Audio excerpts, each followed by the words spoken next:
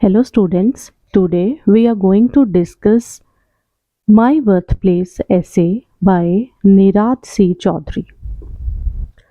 My Birthplace essay निराद सी चौधरी द्वारा लिखा गया है। उनका जन्म 1897 में किशोरगंज में हुआ, जो आजकल बांग्लादेश में है। उन्होंने अपना करियर 1921 में मिलिट्री अकाउंट्स सर्विस में क्लर्क के रूप में शुरू किया और बाद में उन्होंने द मॉडर्न रिव्यू के असिस्टेंट एडिटर के तौर पर काम किया। The autobiography of an unknown Indian, a passage to England, the continent of Circe and scholar extraordinary उनके इम्पॉर्टेंट वर्क्स हैं।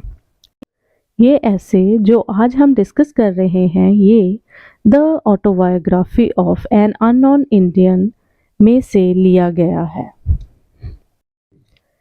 इस ऐसे में निराद सी चौधरी ने अपने होम टाउन किशोरगंज में हिंदूज और मुस्लिम्स के धार्मिक, कल्चरल और सामाजिक जीवन का वर्णन किया है।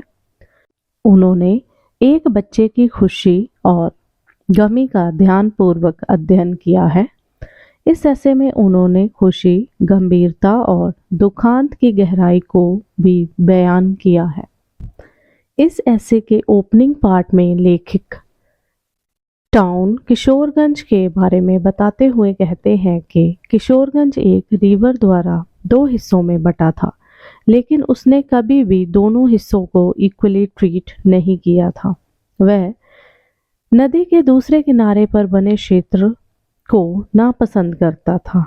इसका कारण शायद उसका लड़कपन था। रिवर के दूसरे किनारे पर स्थित क्षेत्र की आर्थिक स्थिति मजबूत थी, क्योंकि दुकानें और बाजार नदी के दूसरे पार थे। हिंदुओं के महत्वपूर्ण मंदिर और मुस्लिम प्रेयर हॉल रिवर के इस पार थे। इसके अलावा schools, cricket ground, public library, government dispensary, post office और पुलिस स्टेशन और डाक बंगला भी रिवर के इस पार ही स्थित थे।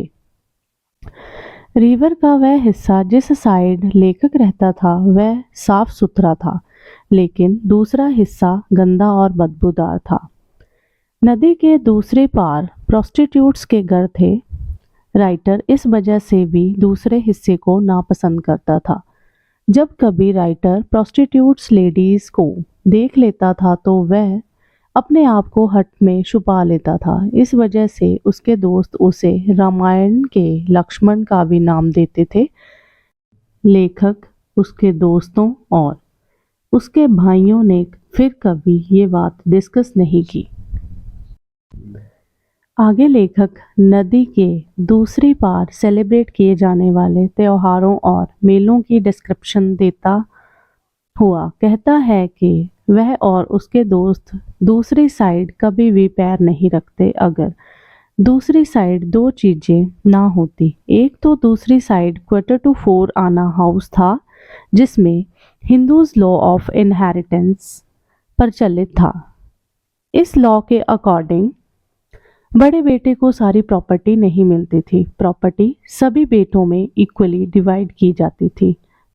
Hindus law of inheritance primogeniture system of succession को नहीं मानता था। प्राइमोजेनिचर के अकॉर्डिंग बड़ा बेटा ही प्रॉपर्टी का हकदार था। इस हाउस में एक और centre of attraction water tank था, जो कि टाउन में साफ पानी की सप्लाई करवाता था। इस टैंक का पानी इतना साफ और ठंडा था, जब कभी टाउन में हैजा की बीमारी होती थी तो इस पानी की डिमांड सबसे ज़्यादा होती थी। सबसे महत्वपूर्ण बात तो ये थी कि ये बच्चों के लिए सेंटर ऑफ अट्रैक्शन था। इस हिस्से में ही कार फेस्टिवल अट्रैक्शन का दूसरा कारण था।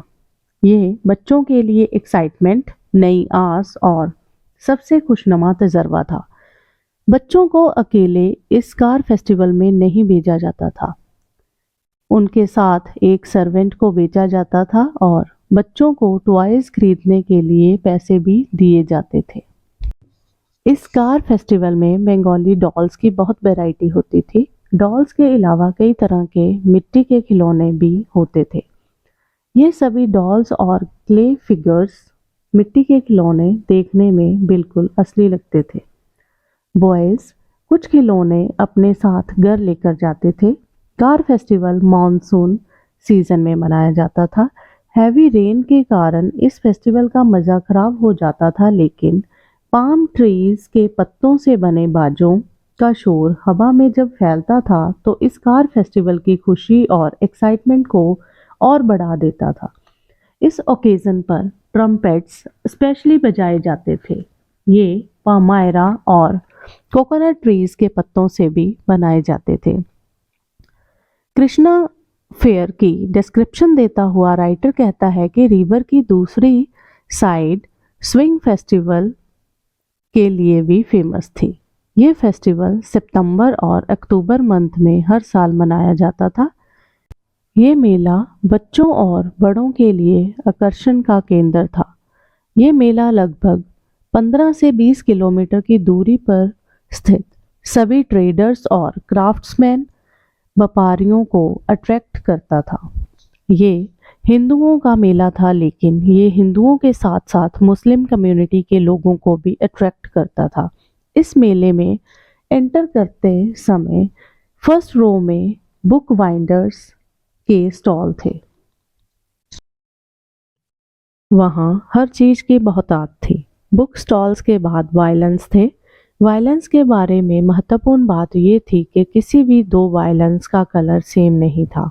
अगर एक का कलर येलो था तो दूसरे का कलर गोल्डन येलो था और तीसरे का कलर ब्राउनिश येलो था। वहाँ पर हारमोनियम्स भी थे और वहाँ पर डोल बनाने वाले भी थे जो सभी तरह के डोल बनाते थे। इन सभी म्यूजिकल इंस्ट्रूमेंट का प्रयोग राधा के प्रति कृष्ण के प्रेम को दर्शाने के लिए किया जाता था। इसके अलावा रोज़ाना इस्तेमाल होने वाले बर्तन भी वहाँ पर थे। वहाँ मसलिन और सिल्क के बने कपड़े भी थे। एम्ब्रॉयडर्ड वेलवेट या फाइन मसलिन के बने कैप्स भी अवेलेबल होते थे। वहाँ पर टेबल्स, चेयर्स और कबर्ड भी अवेलेबल होते थे।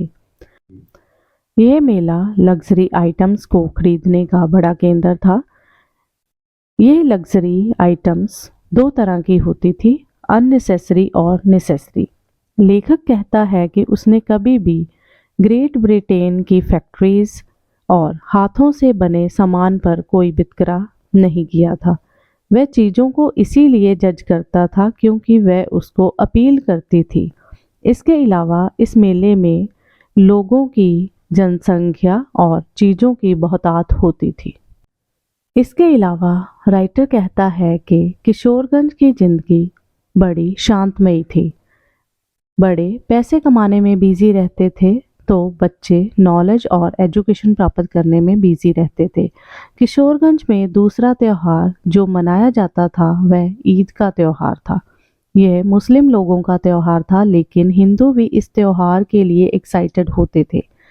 इस टाउन की ईस्टर्न साइड में ईदगाह थी, वहाँ प्रेयर्स करी जाती थी। राइटर कभी भी वहाँ नहीं गया था, लेकिन उसके दिमाग में एक धुंधली सी मेमोरी है कि वह सर्वेंट के कंधों पर बैठकर इस त्यौहार में गया था। इसके अलावा राइटर को भीड़ का भी याद है, क्योंकि उसने इतनी भीड़ कभी और कहीं नहीं देखी थी। सुबह से लेकर शाम तक राइटर के घर के आगे से वह लोग निकलते थे, तो राइटर उन पीजेंट्स के एक्सप्रेशंस के साथ फेमिलियर था। ईद के त्यौहार के दौरान पर्टिकुलरली 3 मोमेंट्स थी। पहला तो कॉमन लोगों का प्रेयर्स के लिए मार्च, दूसरा मुस्लिम जमींदार फैमिली का एलिफेंट प्रोसेशन और तीसरा लोगों का और एलिफेंट्स का वापस मुड़ना। आम लोग जब प्रेयर्स के लिए जाते थे तो उनका प्रोसेशन एलिफेंट प्रोसेशन से काफ़ी अलग होता था।